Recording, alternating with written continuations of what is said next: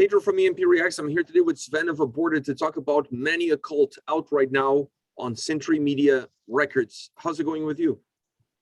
Not bad, man. Just got home from a day work, so trying to relax a bit. And talk some metal and talk some Aborted. Absolutely.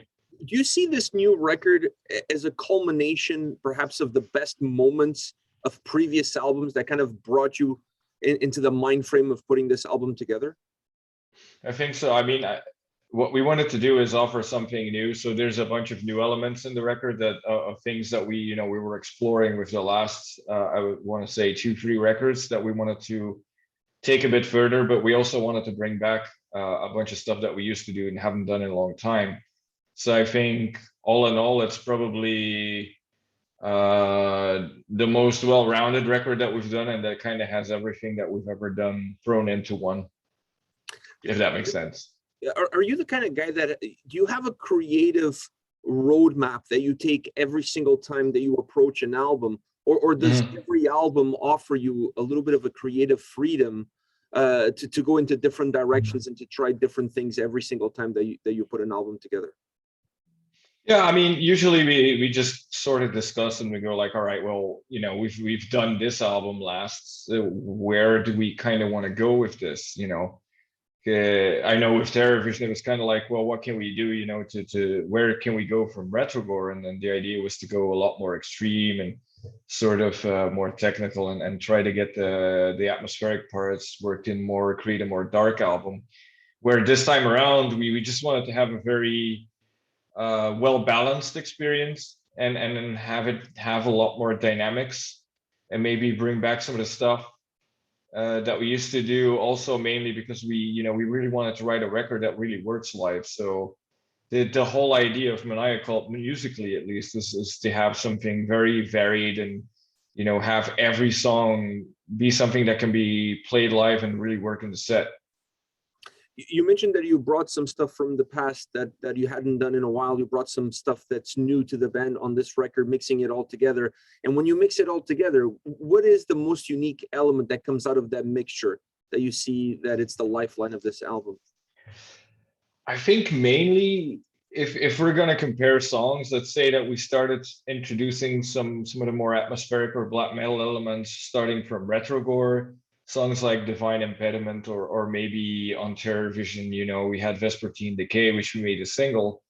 But we noticed, when we would play Vespertine Decay live, it's a great album song, but live it didn't have the impact it has on album, simply due to it being surrounded by very extreme, chaotic and very energetic songs around it. It felt very slow and dragging live. So I think we really wanted to explore that side of the music with newer elements, but also make sure that they wouldn't fall flat on a live set with the other more extreme material we had. So I think that's mainly where we went to with songs like Folly of the Gods or Drag Me to Hell or Portal to Vacuity, which has those elements, but it also keeps the pace. And it has, like, if you look at Portal to Acuity, there's a whole very slow, very doomy even industrial kind of passage, which is something we've never done. So we've tried to sort of wrap all of that into one. One of the things about this album that really impressed me was the overall structure of the record, because I feel like this is an album that, as you mentioned, offers a lot of diversity. So from a listener's perspective, that I'm going to sit down and go from song one to the last song on the record, I need a little bit of structure to kind of guide me through that diversity. And forgive me if I'm going to pronounce the names of these songs wrong, but I thought that Verdurf, Verbolgen, and then The Folly of the Gods, these 3 songs are critical in the overall structure and design of this album, because it gives you a starting point, it gives you a break, and then it gives you the finish line. Is that how you see the overall structure of this album, with these 3 songs being perhaps the pillars? Yeah, absolutely. I mean, Verdurf is or Verderf in Dutch, is basically the intro that sets the atmosphere for the album, and it sets the intro. Whereas Verbolgen is purely there because we wanted to have a break. So when the next song hits in, the aggression is there and your focus is back. Rather, if it would be one continuous string, maybe you would get lost in the chaos, or it wouldn't be as impactful as it is. At least to us, that's the idea we had. If it worked, that's a different story. But that's really the idea. So it's interesting that you bring that up, because that's exactly how we saw it. Is the structure of an album something that you guys spend a lot of time considering when you're putting an album together? Like, you have quality songs, that's undeniable, but you still have to find a way in which you're going to get the most amount of juice out of those oranges. Yeah, we do. Absolutely. When we're writing, we're just writing. But at a certain point, when we have an X amount of songs, we're going to look at it differently. We're going to be like, okay, so we have that many songs. Whatever we have we're writing next should be what's missing in the big picture. So we're trying to form this big picture, and then when we're doing pre-productions, we're adding the vocals and everything, having a full idea what the songs sound like. Then we have a good idea of how are we going to pace this, how are we going to place it. There were some other songs that we wrote that we decided not to put on the album, simply because they didn't fit that structure, or they weren't as strong as the other ones, or just didn't feel, didn't fit the overall vibe of the record. So it's definitely something that's we spend a good amount of time on, for sure. Do you give yourselves a little bit of room to perhaps tweak some of the tracks that you already have a little bit in order for them to fit better in the overall concept? Yes, absolutely. Usually it happens once the vocals are on. Once the vocals are on, usually I start tracking vocals when there's already a bunch of songs. For example, Portal to Vacuity is again a great example here, because I retracked the vocals for that, I think 2 or 3 times. The initial take was way too black metal, for example, and it just didn't fit the overall vibe of the other song. So we retracked the vocals, and then we changed some structures and stuff. So we're always working on them until we're happy with them, and we're happy with the record in a global picture, which is really something we were able to do this time around due to the situation and everybody recording separately, and us really taking our time to get the songs to where we want them to be. We've already mentioned the diversity of this album as far as the sonic approach is concerned, but I think there's also a lot of diversity even from a vocal perspective. But is it easier for you to label this album under one genre, under one umbrella, as just death metal, or there's a lot more to it? And the way this album comes across, it becomes a lot harder to just say that this Aborted album falls under this category. I mean, in general, I would say it's an extreme death metal record, but there's definitely influences from all across the spectrum. There's some more technical death metal, elements. There's some black metal and some, even doom metal elements in there. There's some grindcore. I mean, in general, I would say it's a brutal death metal record, but there's a lot of different elements mixed in together, which I think is a lot more interesting than just keeping it, one-sided. Is this also Aborted's darkest album from an atmospheric perspective? Do you feel like this is your darkest record to date? I think so, yeah, absolutely. What you were trying to achieve with that darkness on the atmosphere? Was there a goal in mind?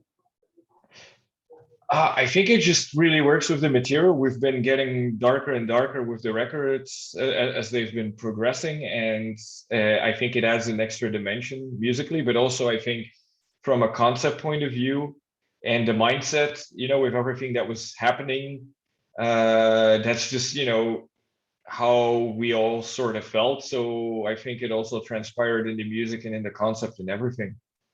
The drums on the album, by the way, they were thunderous. I felt like if there was one element that just felt like it was constantly in my face, like barraging me with aggression, was the drums. What kind of impact do you see the drums on this record having on that soundscape, on that atmosphere that the album carries? But they're very fundamental. I think the drums have always been a very important part of this band. And I think it's largely due to Ken writing most of the material as well. So I mean, Ken plays guitar as well, so he'll write the songs, and he obviously composes the drums and the guitars at the same time. So it's very instrumental, and I think he's someone that he can be flashy when he needs to be, but he can also be laid back when he has to be. He's always writing the drums to how can I say, to really bring out the best out of in the parts out. So I think it makes sense that they definitely help in, you know, bringing the aggression or the groove or the atmospheric parts out a lot more. And how much work did you put in on your vocals coming into an album? Do you come in with a game plan based on what the lyrics and what the songs look like, or do you give yourself a little bit of room to be a little bit more creative once you hit the studio? Well, the way I work, actually, I never start with the lyrics. I always analyze the songs, the structures, and the general vibe of the song. And then I'll come up with the vocal parts. I'll make up patterns. I'll try to figure out which voices fit best where to accentuate the parts. And only then I'll come up with lyrics. Sometimes I'll even go to the studio and just track a pre-production with just gibberish, bullshit lyrics, or, you know, whatever comes to mind. Yeah. Even if it's a script from the Love Boat, it doesn't matter. I just want to make sure that sonically it's what it should be, and then I'll write the words to actually fit what I'm doing on vocals. I think that's, for me at least, it's a much more effective approach to music rather than when you write lyrics that you're trying to sometimes force certain patterns or words into a phrase that don't necessarily fit the riff. So for me, it's all about following the music rather than, you know, trying to force in some vocals. Usually I'll make up the patterns and all that stuff, figure out the voices, and then the lyrics will also be following the atmosphere that the song sets. So it's a very dark song. The lyrics will be a lot darker as well than, you know, for example, the more grindy, techie song, let's say Vulgar Quagmire, which is about shit because, you know, it's a fun song. So why not have some full lyric, you know, some fun lyrics? I think it would be a great idea for a future record for you guys to release a bonus track of an Aborted song with a script from the Love Boat. Don't tempt me, I'll do it. I think it would be amazing. I think it would be a huge hit, and it would be all over the place. Everybody would be talking about it. So maybe something to consider for the next album. There we go. Was there a track on this record vocally that offer you perhaps a little bit of a challenge that you didn't expect coming into the song itself? That's a good question. I would say Portal to Vacuity because I did it 3 times. My initial take on it was a bit more black metal. There were a lot more highs in it than it ended up being, and the band felt it was straying too far from what Aborted usually sounds like. So they felt like the song didn't fit sonically, mainly because the vocals made it sound even more different than it already was. So I had to rethink everything and rework it. It's not that it was hard tracking anything or coming up with anything. It's just like I had to reimagine anything that I have done to the track. But I mean, I'm very happy with the end result, and it's always good to see that, you know, your band members are also challenging what you're doing. But I think that one mainly, and for the other songs, I think, you know, everything just felt pretty natural to me. Is this an album, you mentioned all the diversity in the album, so is this an album that kind of opens the door for a different path that the band will take, or perhaps just a snapshot of where you guys are currently? I have no idea, honestly. We finished this record and, you know, we've been focusing on that. Usually, you know, a while later we'll think of what we want to do, but for sure I think it's something we kept it pretty open on this record, and I think the next step is just going to be to figure out, all right, where can we go and really make a difference from here on. So it's really undefined at this point.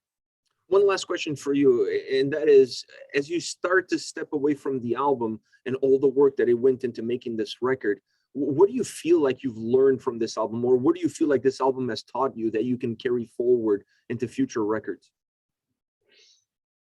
I think what at least for me personally, and I think some of the guys in the band, it really showed us like the strength of having a very diverse record. I think it makes it a lot more interesting to listen to, since there's a lot more dynamics and you get bored a lot less quickly, and the extreme parts hit harder. the groovy parts hit harder, and I'm mainly very curious to see what it's going to sound like live. You know, we're all waiting to do that. So I think if we compare like for example, Terror Vision, an album that we're very happy with, but that was very extreme and dense from start to finish. Mhm. I think this one is a lot easier to grasp and to digest. And to me, that's not a bad thing. No, I agree with you. I think, in my humble opinion, but what do I know? This is the band's best album. It's just, it was so much Thank fun you. to listen to, because when I got to the end of the record, I was ready to press play again and go back again to the beginning. I didn't feel like I had to walk the desert as I walked through the album. You guys gave me the perfect structure, the perfect ebbs and flows in order to keep me engaged and to keep me excited about what was coming around the corner. So congratulations on the great record. Thank you so much. Thank you for your time today. All the best to you and the guys. Take care. Thanks a lot.